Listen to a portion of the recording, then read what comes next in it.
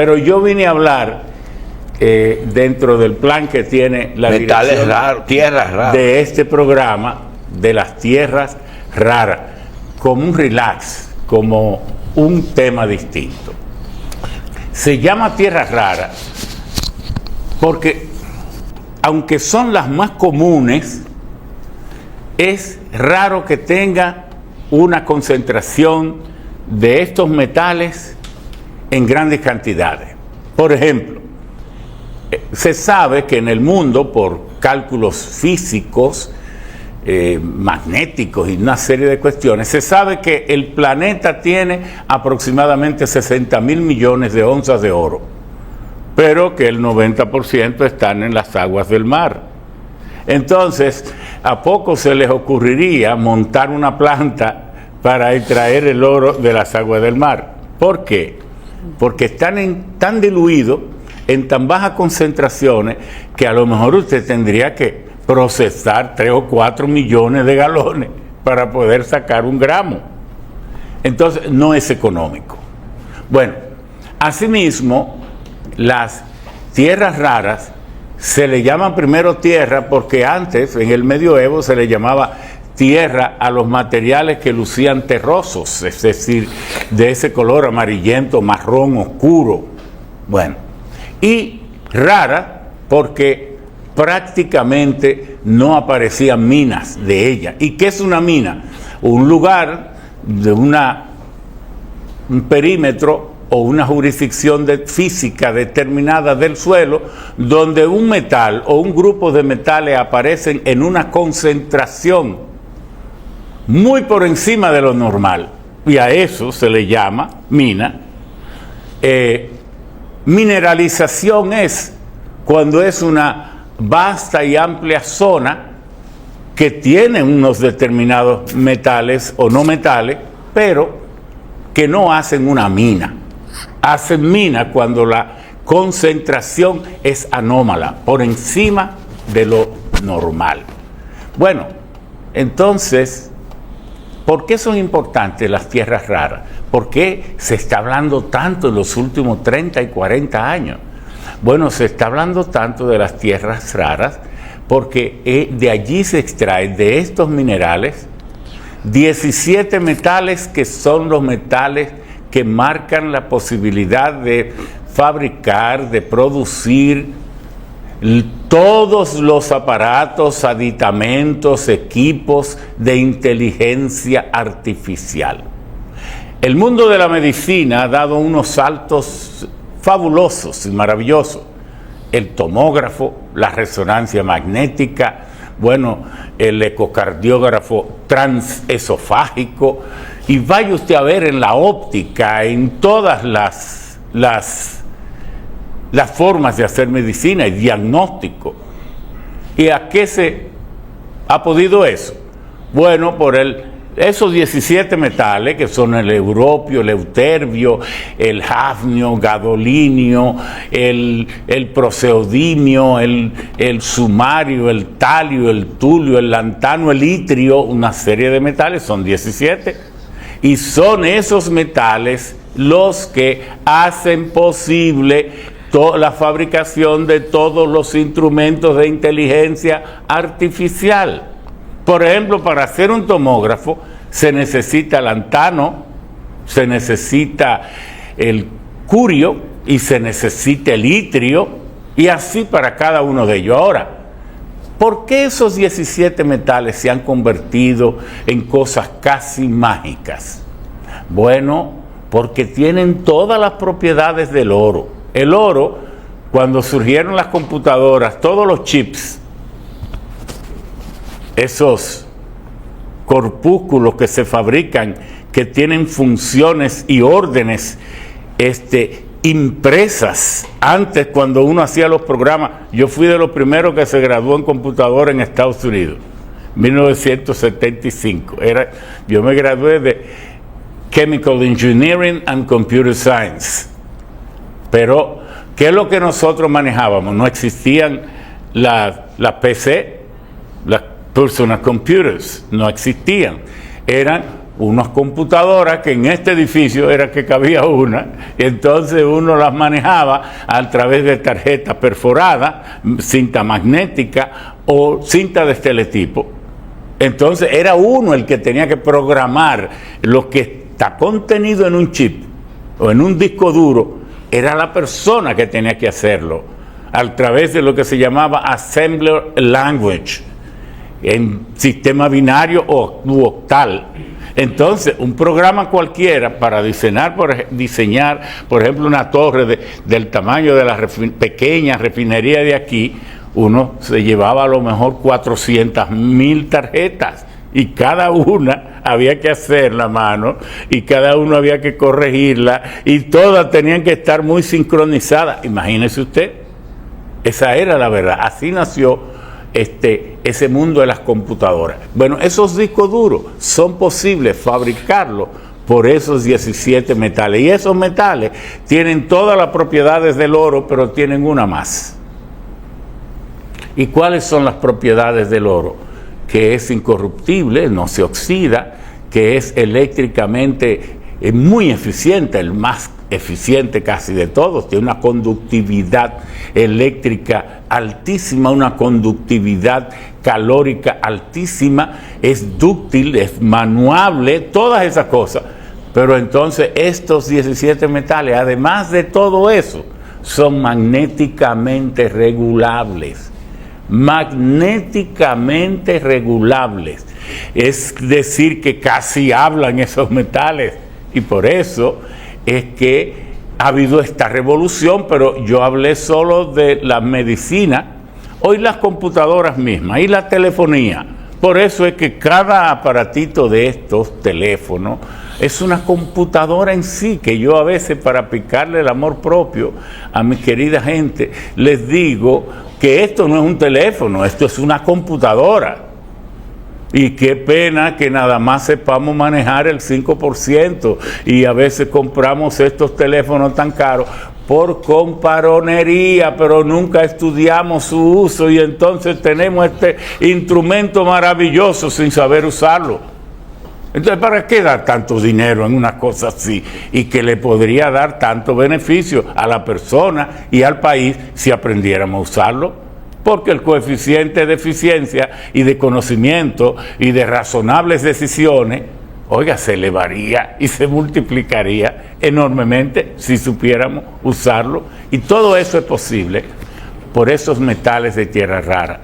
Estados Unidos cometió el error en 1973 casi de abandonar. Allá en California, Mountain Pass, está la última mina que hace 3 años le invirtieron unos 1.500 millones de dólares más, pero al final de cuentas han tenido que cerrarla.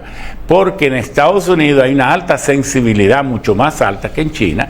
Ahora el trucutú de Trump retira a Estados Unidos de los pactos medioambientales del COP21, COP22, y yo no sé si eso podrá ser, pero bueno, pero Estados Unidos tiene una alta sensibilidad en materia ambiental, daño al medio ambiente. Entonces, la producción de estos metales tiene un daño ambiental impresionante. Entonces, China, que tiene casi 10 millones de kilómetros cuadrados, pero que al mismo tiempo que la gente no sabe que China está por debajo de Rusia. Es decir, mirando hacia el polo, hacia las zonas polares, China es casi tropical, en mucha parte subtropical, pero en otra es también un país frío. Y sobre todo, casi el 40% de las tierras de China son desiertos. Entonces China sacrifica esos desiertos con un pasivo ambiental enorme en aras de producir estos 17 metales. Y a partir de 1973, mientras Estados Unidos abandonaba la producción de tierras raras. ¿Y por qué Estados Unidos hizo eso? Porque tal vez había creído que había llegado al fin del conocimiento, con los transistores, con los diodos y sobre todo con lo que hizo Tim John Berners-Lee, que creó los protocolos de hipervínculo, que empezó en 1973-74. ¿Y quién es Tim John Berners-Lee? ese británico, ese londinense, él nació en Londres, que creó el World Wide Web, la web, la internet la creó él.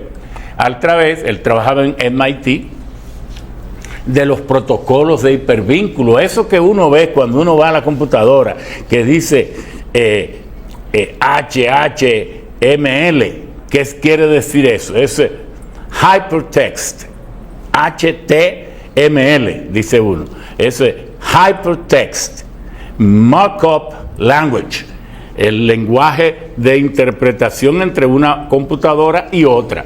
Entonces, eso es lo que, pero hay otro más, que es el Hypertext, ¿verdad? Protocol, Transfer Protocol. Entonces, ese es HTTP, que están cada vez que uno abre la computadora y se va a hacer con una comunicación. Bueno, Estados Unidos creyó como que había llegado al fin de eso, y entonces, ¿qué pasó? Que China siguió refinando los procedimientos, los procesamientos de minerales, y hoy China produce el 90% o más de los 135,000 toneladas de metales de tierras raras que consume el mundo.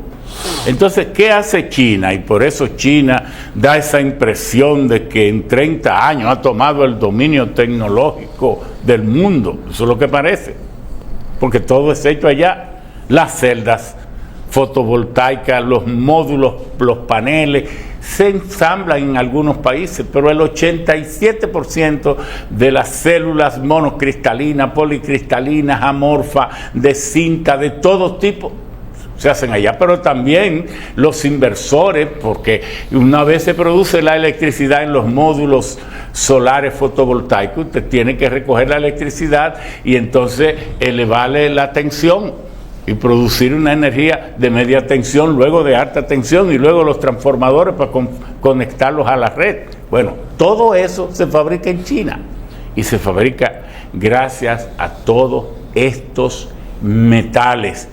Y China lo ha usado inteligentemente. No es que no los venda, pero le dice, bueno, si usted quiere comprarlos, se los vendo, pero venga, instálese aquí. Y por ello es que Trump quiere llevarse esas empresas hacia su país. Pero si Estados Unidos no produce los metales de tierra rara, ¿cómo se van para allá si China no se los vende? A menos que no se instalen allá. Y ahora, ¿cuál es la mayor producción del mundo? O la que tiene más valor, la de alta tecnología. No es la yuca y el plátano. Mientras nosotros estemos dependiendo de eso, que hay que producirlo, mientras estemos dependiendo de eso, aquí no hay esperanza. Porque ¿quién sabe lo que se gana una empresa que produzca celdas fotovoltaicas? Ellos nada más, porque nada más son 8 o 10. Pero todo el mundo sabe lo que se gana un plátano, el que produce un plátano, pero además que el precio del plátano se lo pone al mercado porque es un bien perecible, pero el precio de la alta tecnología se lo pone el productor porque no se daña y es una tecnología monopólica que solo la conoce bien el propio fabricante. Miren las desventajas que por eso que este país tiene que convertirse en productor de software, en productor de hardware, en meter los muchachos en el ITLA, por aquí, por allá, y que no haya un solo ITLA, sino que haya un ITLA en Santiago, uno en Puerto Plata, uno en el sur, uno en el este, porque si es tan bueno, no puede haber uno solo. Y nosotros todavía tenemos la mente trujillista de que solo aquí había un buen restaurante, que era el Lina, porque era de la cocinera de él, una buena universidad, que era la UAS, y uno de cada uno, cuando nosotros lo que debemos tener es mucho de cada uno. Ese es un tema que ustedes nos habían solicitado, y el otro es cómo nacieron las computadoras. Interesante. Quería preguntarle, ingeniero, un detalle. El papel del litio, que nos afecta porque un país de América Latina tiene mucho que. Sí, pero el litio no es de los 17 metales. ¿Cuál es su papel? El litio es un metal común que se usa mucho en las baterías. Es clave las baterías de litio porque pueden contener una mayor amperaje, mayor carga, y entonces además la puede retener mucho y la puede liberar, porque el problema... Y el mismo litio que se usa en psiquiatría. Claro, porque solo hay uno de cada uno. Solo hay un litio, no hay más litio. El litio, el problema de las baterías, cuando uno produce la energía solar, la energía eléctrica, que es la misma energía, venga de solar, venga de eólica, venga del agua, o venga de quemar carbón, o venga de quemar gas. Bueno, entonces, en un sistema solar, usted tiene que almacenar esa electricidad. ¿Por qué? Porque la gente no sabe bien una cosa. Si el sol sale a las 6 de la mañana y se acuesta a las 6 de la tarde, no crea usted que las celdas fotovoltaicas van a estar produciendo electricidad mientras el sol está afuera. No. Es cuando hay la adecuada concentración de rayos ultravioleta, infrarrojo, cósmico, gamma y una serie de otros rayos. Porque la luz que viene del sol, como el 40% es luz visible. Entonces esa parte de la luz no sirve para convertirla en electricidad. Tienen que ser la parte de la radiación solar que sea calórica. Entonces eso viene a ocurrir en la celda entre 10 o 10 y media hasta las 3, son 5 horas. Por eso uno, cuando usa, por ejemplo, la potencia máxima para una celda, y en una zona determinada puede ser hasta de 1000 vatios por metro cuadrado, pero solo por 5 horas, y después uno usa los otros factores deflactantes hasta llegar a la producción real in situ, que es lo que corresponde a ese lugar. Computadora. Exacto. Bueno, la computadora. Ustedes saben que en 1957 los rusos asustaron sobre todo a Estados Unidos, lo pusieron a hacerse pipí. Cuando el presidente Eisenhower le dieron la noticia, los rusos pusieron el Sputnik en órbita. Eso fue una derrota psicológica, moral, a la autoestima, al ego y al propósito nacional de Estados Unidos. ¿Por qué? Bueno, porque Estados Unidos, aunque es un país muy joven, Estados Unidos pudo, gracias a Einstein, a Julius Schopenhauer y a muchos otros más, y luego a von Braun, que fue el que les permitió ponerse adelante en las carreras espaciales, pero en 1945 ellos pudieron desarrollar la bomba atómica, y entonces eso les dio a Estados Unidos como un prestigio infinito. Bueno, y luego Estados Unidos se llevó la mayor parte de los científicos alemanes después de la Segunda Guerra, y entonces ¿cómo fue que los soviéticos, aunque ellos fueron los primeros que llegaron a Berlín y todo esto, porque hay mucho de la Segunda Guerra Mundial que ha sido muy mal contado, se parece como que Estados Unidos fue el que venció a Alemania, y en realidad Alemania lo vencieron mucha gente, pero fundamentalmente los rusos, que pusieron la mitad de los muertos y la mitad de todo. Bueno, entonces, este Sputnik había que contrarrestar esto. Y eso provocó que el presidente convocara la Fundación Nacional de Ciencia, las principales universidades, las empresas vinculadas a la guerra y a todas las investigaciones atómicas, espaciales, todo el mundo convocado. ¿Qué vamos a hacer ante este desarrollo extraordinario de la URSS? Bueno, entonces terminaron decidiendo crear el ARPA, el Advanced Research Program Agency, la agencia de programas avanzados de investigación.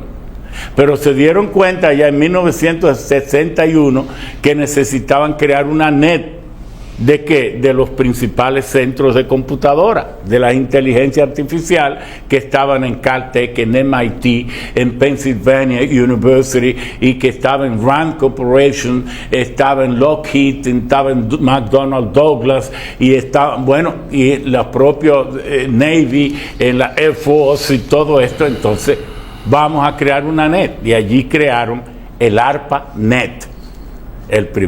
una net, pero solo para esos grupos.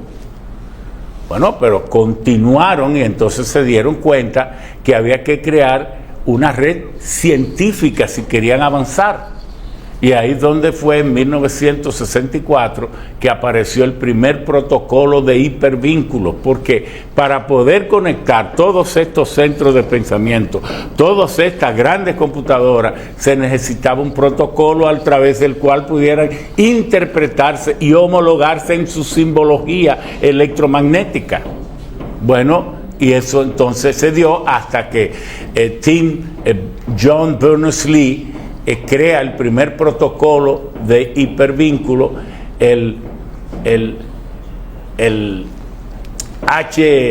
HTML y el HTTP, que es el protocolo de hipervínculo, el principal, y allí entonces nació the World Wide Web y por fin la Internet. Y hoy el mundo tiene gran parte de su conocimiento, la mayor parte del conocimiento científico está en las nubes, y del conocimiento no solo científico, se pudiera decir de toda la actividad comercial, intelectual, cognitiva de la humanidad, está en un punto ya casi intangible. Ya nadie puede quemar la biblioteca de Alejandría, ni nadie puede quemar, y si la quema no hace nada con eso, porque nadie le puede pegar fuego a las nubes, donde está gran parte del conocimiento de la humanidad. Y yo creo que, como me dijo mi mamá, que a los 83 años,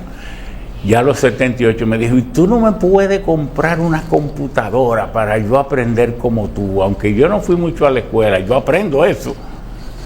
Y después entonces me dijo, qué pena que me voy a morir en el punto más bello de la humanidad. Ingeniero, y murió. En la carrera de descubrir elementos e inventos, le voy a poner tres. Sí. La carrera espacial, sí, la medicina y las computadoras están muy relacionadas. Claro. Ahora, ¿qué es lo que produce, por ejemplo, avance de medicina? ¿Fue la carrera espacial que aportó a la medicina o la medicina aportó a la carrera espacial? Al principio la medicina aportó mucho a la carrera espacial, pero luego, al poner tantos recursos en la NASA, al poner tantos recursos en el proyecto Manhattan, allá en Los Álamos, que fue el proyecto que dio, que descubrió y que creó y fabricó la bomba atómica, entonces estos recursos se hicieron, ¿verdad?, lo más importante de todo. Pero la NASA es la que más aporta. ¿Por qué? Porque la NASA tiene que hacer investigaciones de base física, y sobre todo después que Einstein, que lo formuló en el 1914, lo confirmó en el 1919 en la isla Príncipe en África, y que lo volvió luego a reformular en 1923, que fue la teoría general modificada de la relatividad, que consiste en decir que la luz se transmite en forma de corpúsculos o fotones, y que cuando pasa frente a un cuerpo demasiado masivo se curva, y eso fue lo que tuvieron, y estos principios que modificó toda la física de Newton y creó la nueva física, la física moderna. Entonces yo creo que la NASA es la que más aporta. Por ejemplo, hay cosas muy triviales que son gracias a la NASA. Gracias. Este producto que nosotros representamos, el Ice Cold para ahorro, que se va a instalar aquí, todo esto, fue inventado en la NASA. Dr. David Pickett tenía también investigaciones privadas y por eso lo comercializa a través de nosotros. Las celdas fotovoltaicas, sus grandes avances, fue también gracias a la NASA para construir los paneles solares que energizaran los cuerpos orbitando. Bueno, pero también ese gas natural que nosotros hoy tenemos aquí. El gas natural lo extraían los chinos 2000 años antes de Cristo, de un lugar, sacaban gas, y entonces con caña de bambú lo llevaban al lugar donde lo iban a quemar, lo iban a consumir, y no en forma de gas, lo llevaban. El mundo entero, desde Rusia, Europa, todo eso está lleno de gasoductos, porque ahora, ¿cómo es que se hace? Se saca el gas natural, se limpia de azufre, de agua, salobre, de todas esas cosas, porque el gas natural es básicamente metano, 99, entonces, Estados Unidos... Lo que pasa es que yo no quiero que usted me dañe el gas natural, porque ese es un tema que nosotros vamos a desarrollar. Bueno, no, pero desde Canadá, Estados Unidos, México, todo eso es... Ahora, ¿por qué aquí vino a traerse el gas natural a partir del 2002? ¿O porque fue gracias a la NASA que hemos podido hacer eso? ¿Por qué? Porque el gas no se podía trasladar en un barco, gas, que es casi aire, en un tanque, porque no es rentable. Pero cuando se inventó, gracias a la NASA, se desarrolló la criogenia. La criogenia es la ciencia que estudia, y la tecnología, el comportamiento de los metales y de las sustancias a temperaturas extremadamente bajas. Entonces, el gas natural, si usted lo enfría a menos 163 grados, lo comprime, entonces usted puede meter 600 galones en uno solo. Entonces es rentable buscarse un barco que también tiene que ser criogénico, con una nevera tan poderosa como que llegue a esa temperatura, y llenar el barco y traer... ¿Y SDA hace eso? Claro, y ahí hay una cuestión de altísima tecnología en Andrés. Llega el barco, que es un barco criogénico, que viene produciendo una temperatura de menos 163 grados para que esté líquido, porque solo así estará líquido. Y cuando llega ahí, Andrés, entonces tiene que desgasificarlo para entonces meterlo en los tanques. Y ahí mismo, entonces, criogenizarlo otra vez para guardarlo en forma líquida, y cuando se lo va a vender a los vehículos o en la cosa, entonces tiene que gasificarlo otra vez, pero controlando la presión, porque aquí no sé por qué el gas de vehículos se vende a 2.000 libras por pulgada cuadrada en vez de 3.000 libras por pulgada cuadrada que se vende en el mundo entero. Entonces aquí usted tiene que portar un recipiente, un tanque que pesa demasiado y tiene poco gas cuando debía tener casi el doble del gas. Entonces nos hemos perjudicado porque se escogió una presión de uso y transporte muy baja.